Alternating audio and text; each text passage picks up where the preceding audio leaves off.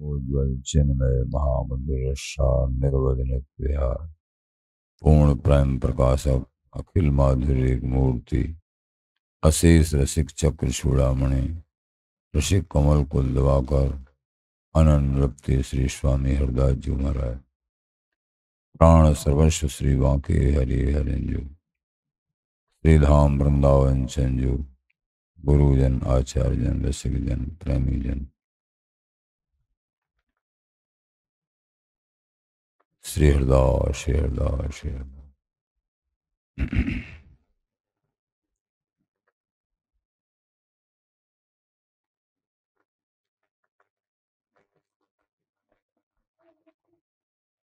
ऊ सर्व नीरसियो क्यों उपजे तृण ज्ञान। संसार में दो प्रकार के प्राणी होते हैं, एक बहिर्मुख और एक शनमुख।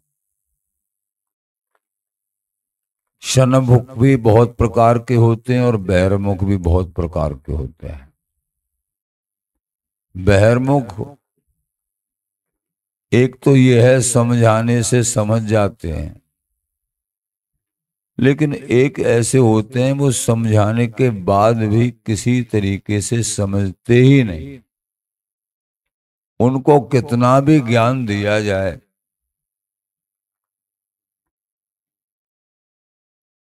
किसी ने महाराज से प्रश्न किया, हे महाराज ये संसार में आसक्ति करने वाले बहिर्मुख जीव, इनका भी कल्याण होना चाहिए,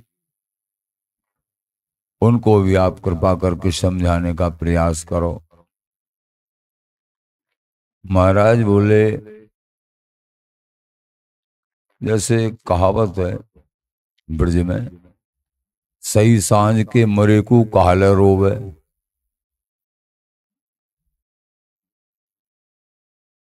वो शाम को प्राण छूट जाए तो रात्रि भर काहले रोवे वाकू, ऐसा मतलब।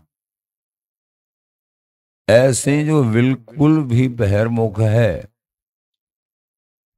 उसको कैसे समझाया जाए। महान पुरुष भी कभी कभी अपने आप में थकित पाए जाते हैं, जैसे कि स्वयं भगवान ने दुर्योधन को समझाया और दुर्योधन को निमित्त बना के, महाभारत को निमित्त बना के प्रभु ने अनेक दुष्टों का संहार भी किया। दुर्योधन की समझ में तनक भी नहीं आया कुछ भी। भगवान के समझाने पे भी नहीं। ऐसे ही बहुत लोग ऐसे होते हैं अति बहिर्मुख, जो साधु संत महात्मा जो हरि स्वरूप ही होते हैं, उनके बहुत समझाने के बाद भी वो नहीं समझ पाते। जैसे कि ऊषर नीरसियो, महाराज बोले जैसे ऊसर भूमि, भय माने भूमि, ऊसर भय नीरसियो, ऐसे जिनका हृदय बिल्कुल नीरस है, शुष्क है, क्यों उपजे तृण ज्ञान। जैसे ऊसर भूमि में कितना भी पानी लगा लो उसमें बीज उपजता नहीं है, ऐसे ही नीरस हृदय जो होता है एकमात्र, उसमें ज्ञान रूपी तृण उपजता नहीं, विकास नहीं होता। सिखयो बयो सवे गयो, कुछ सिखाओ सुनाओ अथवा ऊसर भूमि में कुछ बयो, वो गांठ का और बया हुआ बीज भी नष्ट हो जाता है। ऐसे ही नीरस हृदय वालों के लिए जो समय खर्च करते हैं वो समय भी व्यर्थ में चला जाता है। सिखयो बयो सबे गयो, ज्यों गज को स्नान। जैसे हाथी को स्नान कराओ और फिर वो तुरंत ही धूल डाल लेता है, सरोवर से निकलते ही सूंड से ऊपर धूल डाल लेता है, स्वभाव है। ऐसे ही जिनके नीरस हृदय हैं वो नहीं समझ पाते। करे असर सत्संग नहीं, जान कुपातर सो। कुपातर पे सत्संग भी असर नहीं करता है। श्री ललित किशोर देव जी महाराज के, यहां श्री स्वामी बिहारेंद्र जी महाराज के और भी बता रहे हैं इनका मन कैसा होता है। उदाहरण देके और भी बता रहे हैं, जिनके हृदय में प्रभु के मिलन का भाव दृढ़ नहीं होता है, गर्ज पैदा नहीं होती है, ज्ञान उपजता नहीं है, समझाने के बाद भी ठूंठ के ठूंठ ही शुष्क ही बने होते हैं, ऊसर भूमि जैसे। और भी उदाहरण देके समझा रहे हैं। अंठुर्रो मन ठोठरो,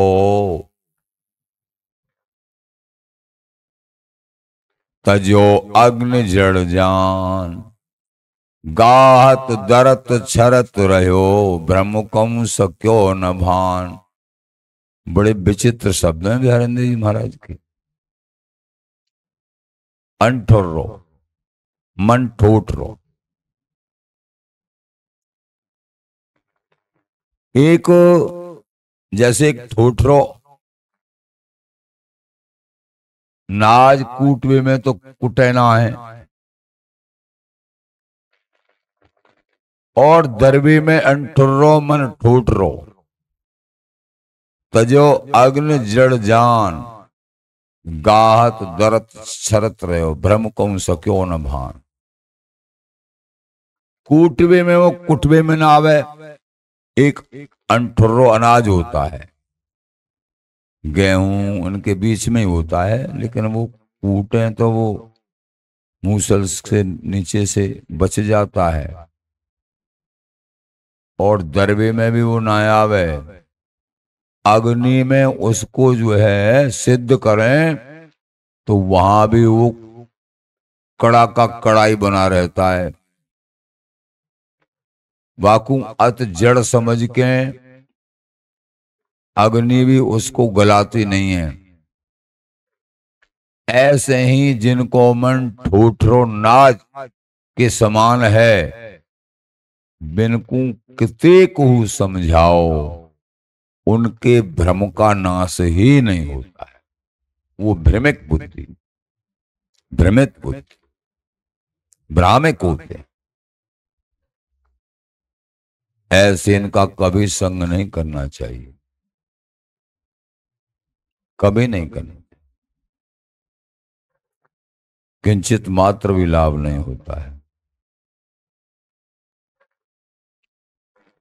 होते हैं संसार चक्र में ऐसे ऐसे बहुत महान अपराधी होते हैं जिनको तनक बहुत समझाने के बाद भी, क्योंकि अगर ज्ञान अर्जित नहीं हुआ, संत महापुरुषों के चरणों में प्रेम नहीं हुआ, बिना श्रद्धा के बिना समझ के प्रेम होगा ही नहीं, तो वो अनंत जन्म नरकों में, कभी अधम योनियों में बड़ा दुख पाते हैं, क्योंकि कोई पहले बहुत बड़े अपराध हो गए हैं। इस कारण से संत महापुरुषों के द्वारा समझाने पे भी, पहली बात मनुष्य जन्म मिलना कठिन, और मनुष्य जन्म मिल जाए और इसके बाद में सत्संग और साधु समाज मिल जाए तो समझो प्रभु के मिलने का रास्ता खुल गया। लेकिन उनके समझाने पे, हजार समझाने के बाद भी उनकी कुबुद्धि बनी रहती है, उनके भ्रम बने ही रहते, नाश नहीं होता है, भक्ति में रस में हृदय नहीं हो पाता है, तो समझो उनको कुछ बहुत बड़ा दंड मिलना है। अभी और कुछ बाकी है। जो दंड मिलते चले आए हैं कर्म का, अभी और कुछ बाकी रह गया है, इसलिए ये समझ में नहीं आ रहा है, दुर्गति होगी अभी। जैसे कि महापुरुष एक दृष्टांत तो सुनाते हैं। पंडित जी नदी के किनारे सहज भाव से भ्रमण कर रहे थे, तो वहां एक खोपड़ी पड़ी। जैसे आदमी मर जाता है तो और शरीर तो जल जाता है, और लेकिन उसकी खोपड़ी रह जाती है। तो उस खोपड़ी पे वो जो है ज्योतिषी थे, उन्होंने देखा खोपड़ी पे लिखा था अब ही और कुछ बाकी है। भाई मर गए, जल गए, और खोपड़ी यहाँ नदी के किनारे पड़ी है, और अब इससे क्या बाकी रहा। सारे प्रारब्ध का भोग भोग लिया, फिर भी और क्या बाकी है। पंडित जी विचार करने लगे कि खोपड़ी पे को अलग तरीके के लेख होते हैं, लेकिन उन्होंने ज्योतिष के हिसाब से पढ़ लिया कि अभी और कुछ बाकी है। पंडित जी ने उस खोपड़ी को अपने थैला में रख लिया, यानी कि हम ये देखेंगे अभी और क्या बाकी। आप थैला को घर में ले गए और एक कोने पे कहीं खुंटी पे टांग दिया कहीं, और पंडित जी कहीं सेवा में चले गए। पंडितानी जी आई, भाई पंडित जी के हाथ में थैला देखा था और भारी भी था, कोई कहीं से दान दक्षिणा सामान, कोई साग सब्जी या किसी सेवक ने कुछ दान पुण्य किया होगा, देखते हैं हम, रखा होगा थैला में। अब देखा तो उसमें खोपड़ी मरे मनुष्य की। अरे पंडितानी नाराज हो गए, हमने समझा कोई अच्छी वस्तु होगी, ये खोपड़ी भी लाने की। बताओ, इन पंडित जी का दिमाग ही खराब हो गया है, अशुद्ध चीज को इसे लेके आए, मान कि ऐसा इसको बिल्कुल नष्ट कर देती हैं। त्रियाहट उसने उसको ओखली में रख के और मूसल से कूट कूट के चूरन बना दिया और बाहर दूर फेंक आई, जिससे पंडित जी उसको खोज ही नहीं पाए, मिट्टी में मिला दिया। पंडित जी आए तो उसमें थैला वहां खाली टंगा हुआ है। पंडितानी कि हाँ, कि इस थैला में कुछ था, कुछ सामान था, वो यहाँ दिख नहीं रहा है। हाँ वो सामान था ना, वो मरे आदमी की खोपड़ी को ले आए तुमको। पंडित जी बिल्कुल, अब क्या हो गया, तुम ये लाने की चीज है घर में। अच्छा चल तू मुझे बता तो दे कहाँ है वो। कि मैंने तो मूसल से ओखली में कूट के और उसको बाहर फेंक आई। पंडित जी बड़े हंसे कि हंस क्यों रहे हो। कि हंस में यूं रहा हूं कि उस पर लिखा था अभी और कुछ बाकी है, और यही बाकी था कि मरने के बाद भी मूसल की चोट और बाकी थी, मरने के बाद भी बाकी थी। तो साधु संतों का सत्संग स्वीकार करके और जीवन को बिहारी बिहारन के मिलने के लायक नहीं बना पाता है, और इस सत्संग को यथावत स्वीकार नहीं करता है, बहुत समझाने के बाद भी समझ लेना जो दुर्गति और भ्रमिक बुद्धि रहती है, अभी और कुछ बाकी है।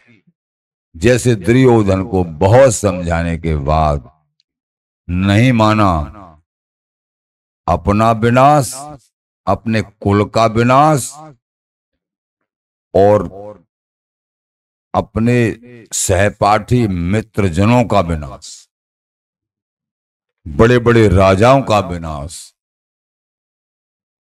प्रभु का अवतरण ही इसलिए होता है, परित्राणाय साधूनां विनाशाय दुष्कृतां। कहने का तात्पर्य, ये सत्संग का एक एक शब्द अमृत है।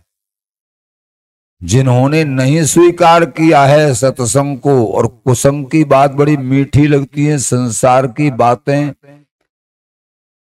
विमुख विषय घर बात, विमुखों को विषय की बात, घर की बात, लोहू अपने गाल को चाट स्वान इतरात, जैसे कुत्ता अपने ही मसूड़ों के खून को अंदर चाटता है, समझता है इस हाड़ में से, सूखे हाड़ में से क्या निकलेगा। ऐसे ही ये विषयों में ते सुख मानता, अरे सुख तू सुख निधान प्रभु के चरणों में ढूंढ। इन विषयों में, इन संसार की बातों में सुख नहीं है। जोलो जीवे तोलो हरि भजरे मना, और बात सब बात। जब तक जीवे, जब तक एक एक श्वास को हरि नाम में बिता दे, तू अजर अमृत प्राप्त कर लेगा बाबरे।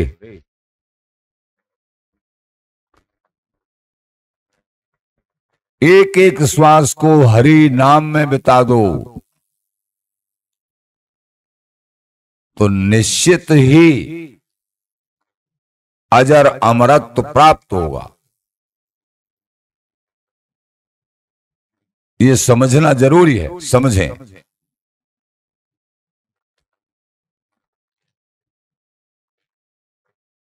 ये मनुष्य जन्म मुश्किल से प्राप्त हुआ। सत्संग इसमें प्रधान उपाय है प्रभु से मिलने का, तभी भजन हो पाता। निरंतर भजन सत्संग से प्रकट होता। अंबर वरसी अवनी भरी, द्रुमदल वेल विकास। अंबर, बादल से वर्षा हुई, वो खूब जैसे वर्षा काल में होती है ना, चौमासे में वर्षा, अवनी भर जाती है, पृथ्वी चारों तरफ हरियाली छा जाती। द्रुम दल वेल विकास, बेली, पेड़, पत्ता, ये सभी ऐसे हरे भरे पेड़ पौधा, आनंदित, हरियाली हरियाली चारों तरफ, आनंद छा जाता। देखा ना वृंदावन धाम में, देखो कैसे चारों तरफ हरियाली हरियाली सभी जगह। वर्षा काल में जब वर्षा होती है, सब पेड़ पौधा, जितने भी तृण हैं, घास, और ये सब अलग ही अपने स्वरूप में दिखते हैं। सबसे आनंद सब महीनों से, वर्षा काल के महीनों में, पावस ऋतु में अलग से ही उनका आनंद दिखता है। लेकिन ऐसे भी पेड़ हैं इनमें जो वर्षा के होने पे सूखने लग जाते। देखा है किसी ने?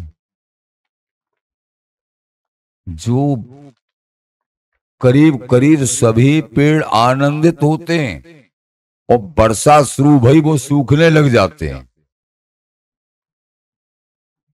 आचार्य चरण बिहारींद्र जी महाराज ने बताया है, समझो,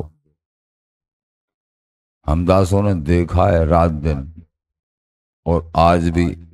अब जवासा तो दिखने में नहीं आता है, अब हो सकता है कि हो कहीं न कहीं, लेकिन वो खाद पात लगने से जवासा एक होता है वो खत्म हो गया। कांटेदार छोटा सा पौधा होता है, गेहूं के इनके बीच में हो जाता है।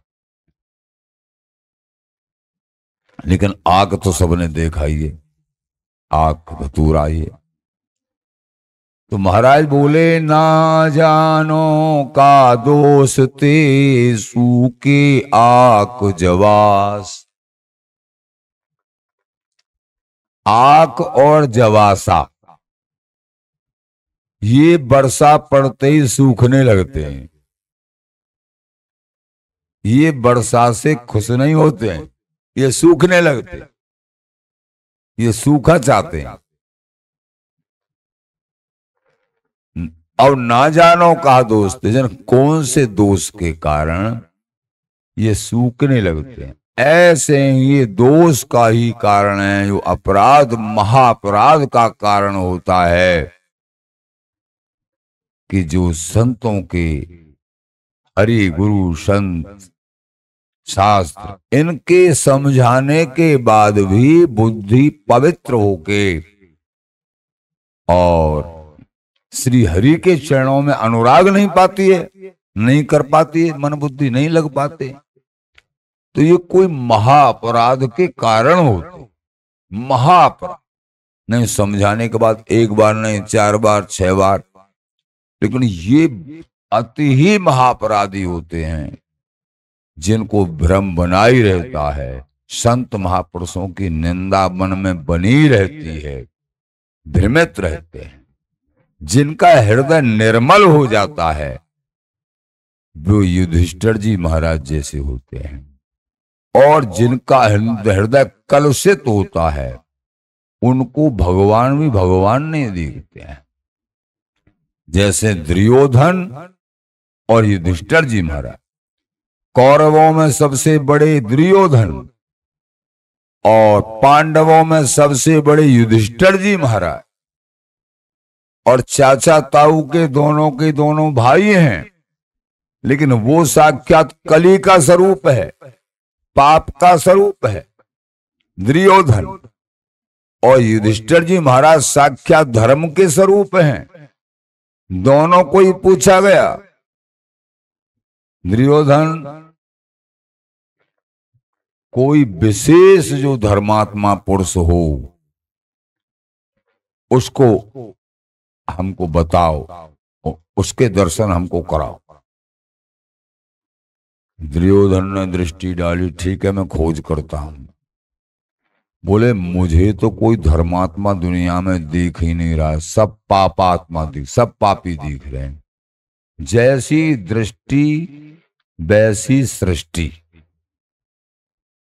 हमारी जैसी दृष्टि वैसा ही दिखेगा। अब युधिष्ठिर जी महाराज से पूछा गया, युधिष्ठिर जी कोई बड़े से बड़ा पापी हमको बताओ कौन है दुनिया में। युधिष्ठिर जी महाराज ने काफी खोज करी, लेकिन उनकी भगवतमयी बुद्धि थी। बोले प्रभु मुझे कोई भी दुनिया में पापी दिख ही नहीं रहा। दुर्योधन को भी पापी नहीं बताया, मुझे कोई भी ना अपना कोई शत्रु दिख रहा है, अजात शत्रु इसीलिए तो नाम था, और न कोई दुनिया में मुझे पापी दिख। मेरी दुनिया में प्रभु मैं देखें जगत सब में आप ही विराजमान, सिया राम मैं सब जग जानी, करहूं प्रणाम जोर जुग पानी। ये लक्षण होते हैं धर्मात्मा के, प्रेमियों के, भक्त के, कि उनको बुरा तो कुछ दिखता ही नहीं है। हाँ वो संग सबका नहीं करते हैं, तजोरे मन हरि विमुखन को संग, लेकिन बुरा भी किसी को नहीं कहते हैं वो। और उच्च कोटि की स्थिति में तो उनको दिखता ही नहीं, और साधन कोटि में दिखते हुए कभी उसको बुरा नहीं कहते। बिहारी दास सब सुधर हैं जो मन सूदो हो। बिहारन देव जी महाराज बोले बुरा मत कहो, सिद्धांत को समझ लो, इनका संग करना इनका नहीं करना है। बुरा मत कहो, नहीं उनकी बुरी बात तुम्हारे अंदर हावी हो जाएंगे, धीरे धीरे वो पवित्र हो जाएंगे, तुम एक दिन महाबुरे हो जाएंगे, लिख लो। इसलिए चिंतन करना है तो किसी के गुणों का कर सकते हो थोड़ा बहुत, बुरी बातों का चिंतन नहीं। दोष दर्शन मत करिए किसी में। अगर समझाने का दम हो, किसी को समझा सकते हैं, ये जो है धर्म बनता है। लेकिन किसी की निंदा, किसी दोष दर्शन, ये महापात के कार्य हैं। जिन्होंने किसी की निंदा की है, दोष दर्शन किया है, उनका सर्वनाश हो गया है। कहीं भी कोई प्रमाण देख लो। दुर्योधन बराबर पांडवों की निंदा, धर्मात्माओं की निंदा, कुल सहित विनाश हो गया।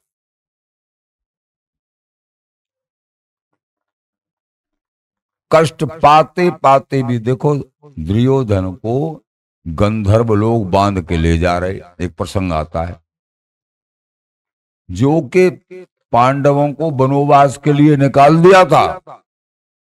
वनवास में लंबी कथा है, लेकिन गंधर्व लोग बांध के ले जा रहे थे। नहीं सहन हुआ, हमारा भाई है जो कि उनको दुख दे रहा है,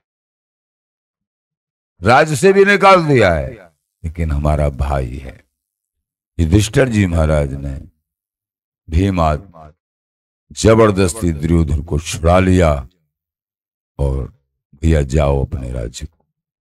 स्वयं दुख, उसका दिया हुआ दुख भोग रहे हैं और उसको कष्ट से मुक्त कर दिया। ये है धर्मात्मा। धर्मात्मा को स्वभाव ऐसा होता है, अवगुण नहीं देखते। श्री युधिष्ठिर जी महाराज जो कह रहे, ऐसे हमारे कौन से कर्म खराब थे वहां महर्षियों के बीच में वन में, कि हे प्रभु, क्या ऐसे ऐसे हमने अपराध किए हम लोगों ने कि कष्ट पे कष्ट, कष्ट पे कष्ट जो बराबर आते जा रहे हैं। फिर महापुरुषों ने नल और दमयंती का जो चरित्र है वो सुनाया।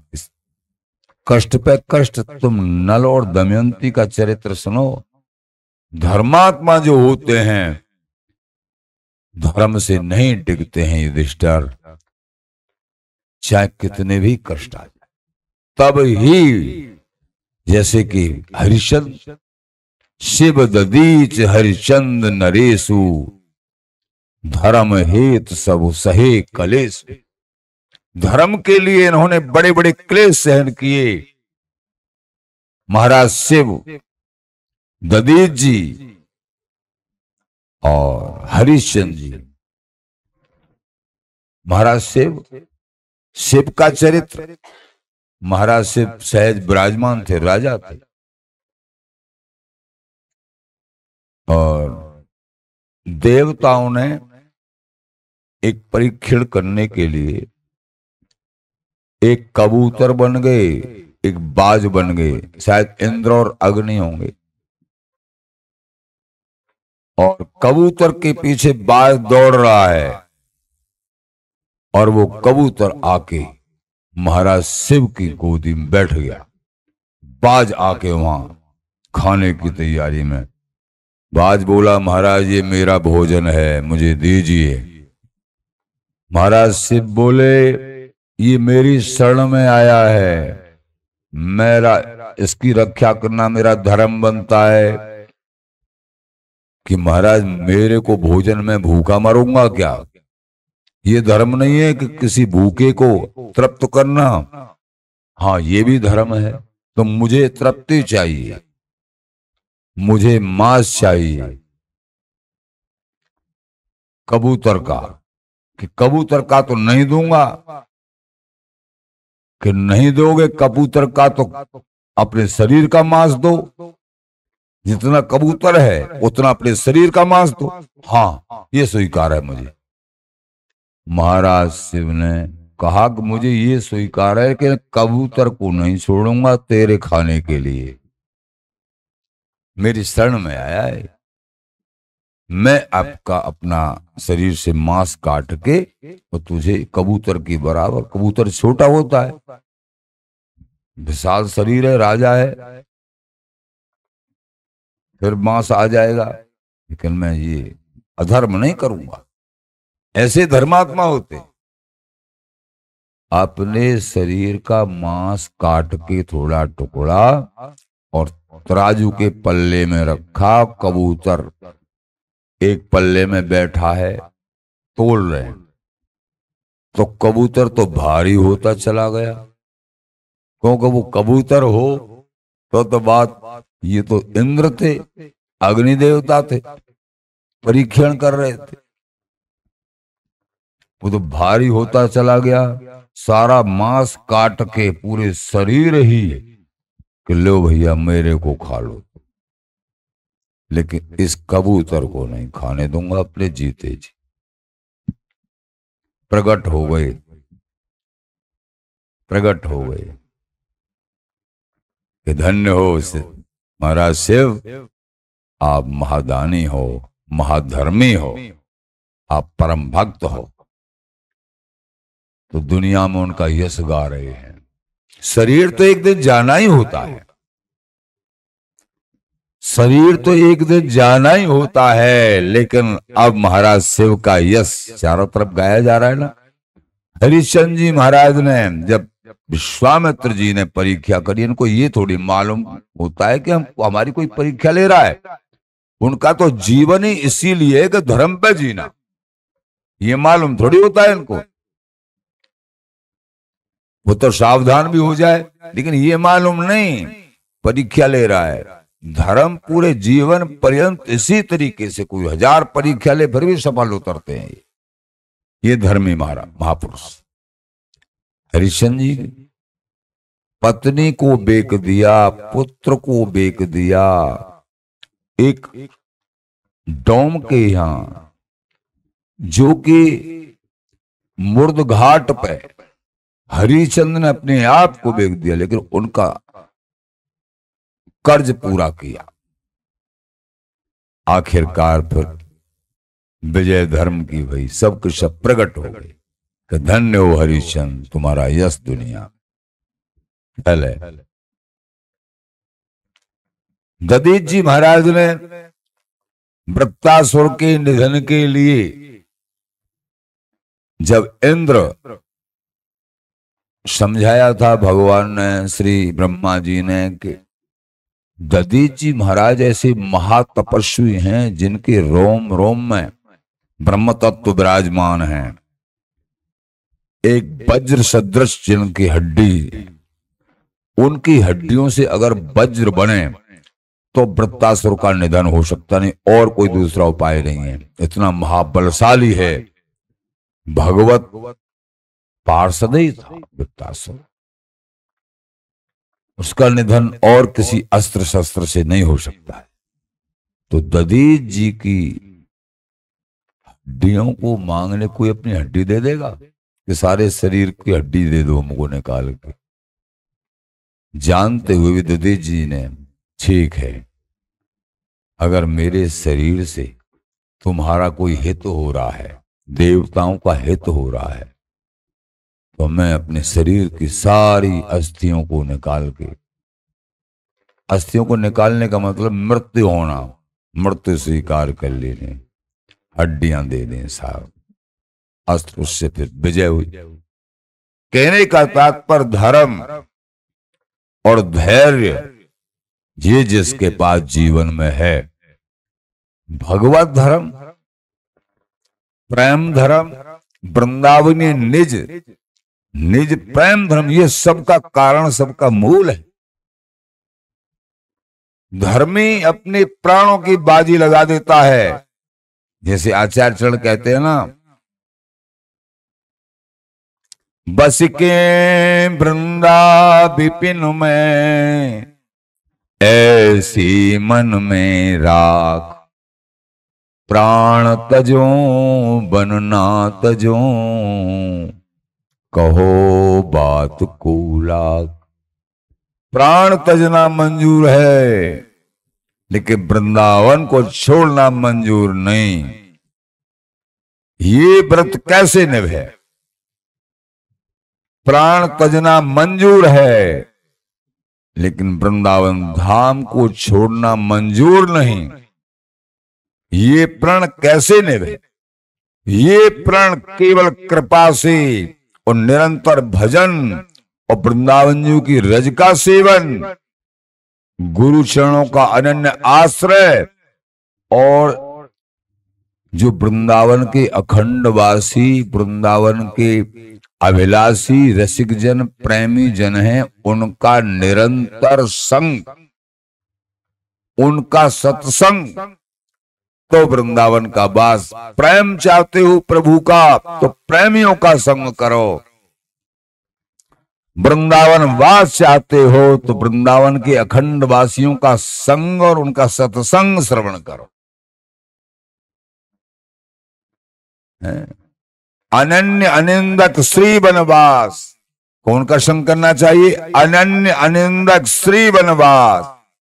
जो अनन्य हो वृंदावन धाम के, वृंदावन के युगल श्री स्वामी जी इन आचार्यों के अनन्य, श्री हरिदास नाम के अनन्य, और किसी की निंदा नहीं करते कभी, सब में भगवत बुद्धि रखते, अपने को छोटा मान के श्री हरिदास सबको भगवत बुद्धि। और वृंदावन का खंडवास हो, ऐसे कोई बिहारी बिहारिन के अनन्य दास मिल जाएं तो बड़े कहते उनका संग कर लेना, तुमको इसी जन्म में और बिहारी बिहारिन के नित्य प्रेम युगल की स्वामी जी महाराज के चरणों की प्राप्ति हो जाएगी, क्योंकि वो ही रंग लगेगा। निज रस रीत प्रतीत विपिन बस तौल है, रसिक अनन्य नृपत को संग समझ गए, कहो संग अनन्य नृपत को रंग लागो जब ही, और भई साधन सिद्ध तिन की तिहि छिन अनही की। ऐसा संग मिलने से सारे साधन अपने आप सहज ही हो जाते, पूर्ण हो जाते। भैया निरंतर श्री हरिदास नाम जाप करिए और कुसंग का परित्याग, सत्संगी का संग, प्रेमियों का संग, जो वृंदावन जी के प्रति अखंड वास की धारणा अथवा महत्वता, हृदय में पूर्ण आदर, उनका संग। कुसंग से बचिए, कुसंग से बच के और अपने को बिहारी बिहारी के चरणों में क्षण प्रतिक्षण अनुराग की वृद्धि की तरफ लगाइए।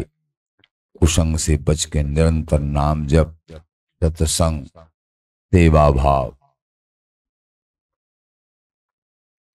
श्री हरिदास, श्री हरिदास।